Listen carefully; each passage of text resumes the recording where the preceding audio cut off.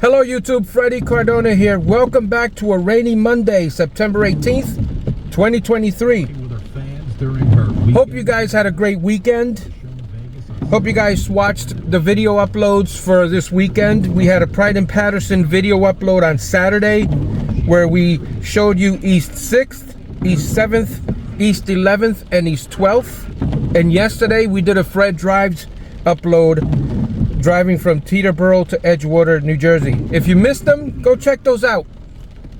In the meantime, we're here on a rainy Sunday, getting ready to listen to 1010 Wins news from New York. If you're new to the channel, this is a playlist where we upload a daily snippet of the daily news, of the news in New York from 1010 Wins. And I do that to document history.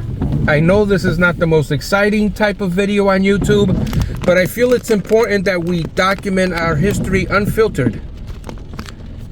So if you're from the Northeast United States, specifically the New York Metropolitan area, and you've moved away, this is your spot to listen to a snippet of the local news from your hometowns.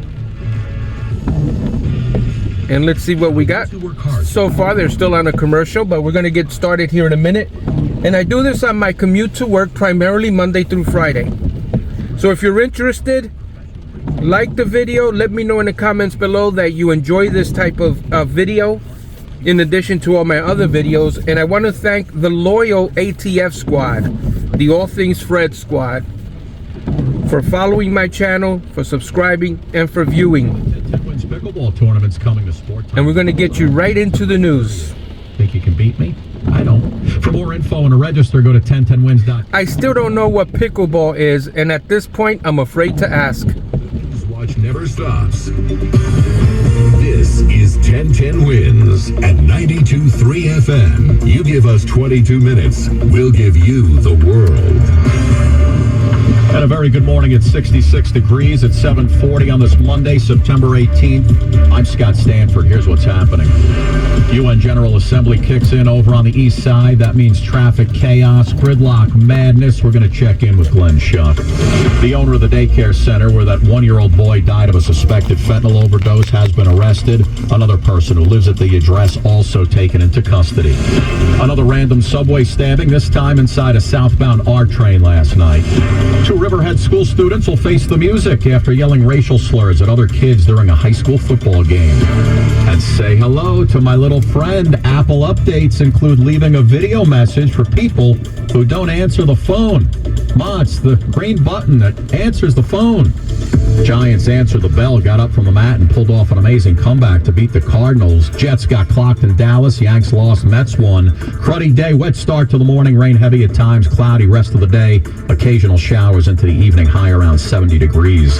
Wins news time. 7:41. Let's back out to the roads. Traffic and transit on the ones. Here's Karen Stewart. Prepare yourselves for the Hudson River crossing numbers. The inbound GW Bridge upper level is an hour and a half. The inbound George lower level is 70 to 75 minutes.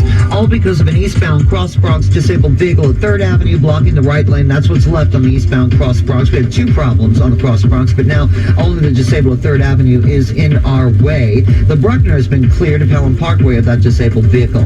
Now in Queens, the northbound Van Wyck of the Belt, we've got a disabled vehicle blocking the right lane that is backing up the Belt Parkway considerably to exit 24 for West Merrick Road. What a mess we've got out there. The inbound side of the Lincoln, by the way, is 50, and it's 55 inbound over the Holland Tunnel. 287 is a mess in Bridgewater. Northbound at exit 13, we have an overturned tractor trailer in the right centers. Not only northbound are we delayed, but southbound we're bumper to bumper into the area too. And then eastbound on 80, we're a mess at exit 52 in Fairfield with an overturned dump truck and the right lane's blocked. We've got no more subway train delays, no excuses. Take mass transit in. We've got the UN General Assembly, and we've got the pitiful weather that we're dealing with right now. Jackpocket lets you is your #1 lottery app, and it lets you order official state lottery games on your phone. Use code radio for a free Mega Millions or Powerball ticket. 18 or older. Gambling problem? New York, call 877-8-HOPE-NY or text HOPE-NY. New Jersey, call 1-800-GAMBLER. See jackpocket.com/TOS for terms. I'm Karen Stewart. 1010 Wins on 92.3 FM. Well, we're talking about gridlock alerts, street closures, traffic chaos over on the east side near the UN. No, it's not Taylor Swift e-biking up First Avenue. It's the UN General Assembly. As world leaders get together for meetings, Glenn Shuck's over on the east side, where it's all about to go down. Well, if you want world leaders, we've got them. 150 are in town this week for the General Assembly. Huge security, motorcade, street closures, normal routines. You've got to adjust them if you work or live in this area. I spoke with Justin from Brooklyn. I saw him walking with tubs of butter and cream cheese in the rain. He ditched his truck to make sure his deliveries were done on time. In fact, he tells me he started hours early this week. We have to, some of the streets are closed, so we have to just go around and everything and have to walk to some of the stops. So you actually have to dump the car into your Yes, we have to walk a block or two just to make the delivery. And what are you delivering today? Anything for the coffee carts, milk, eggs, butter, cream cheese, things like that. Of course, there'll be demonstrations and protests that'll pop up as well. Tomorrow's a big day. President Biden and Ukraine's President Zelensky both will be speaking at the UN. Glenn Shuck, 1010 Wins, at 92.3 FM, here at 42nd and 3rd. Wins News Time, 7:44. 2 people have been charged with murder after the death of a 1-year-old at a Bronx daycare center. Authorities say he died from a suspected fentanyl overdose. It's not clear how the children were exposed to drugs inside Divino Nino Daycare on Morris Avenue. City Health Commissioner Dr. Ashwin Vasan says they could have inhaled it or it could have touched their skin. A small child, not someone we would think would be at risk of interacting with opioids, has come into contact with a powerful substance. The father of 1-year-old Nicholas Dominici says, "I want him. I love him. I want him back." Police recovered a machine often used to package large quantities of drugs. Chief of Detectives Joe Kenny. It was last inspected September 9th of this year, where no violations were observed. The daycare center owner and someone who lived there are under arrest.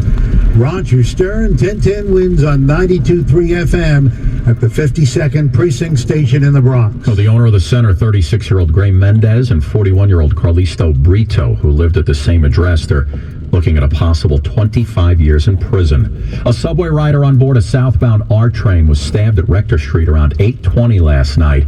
Police say a guy came up to the victim and just stabbed him in the head, unprovoked. Police say he's expected to recover from the stab wound. That's good news. They are still looking for that suspect. An 80-year-old man was basically executed early Sunday morning, according to surveillance video.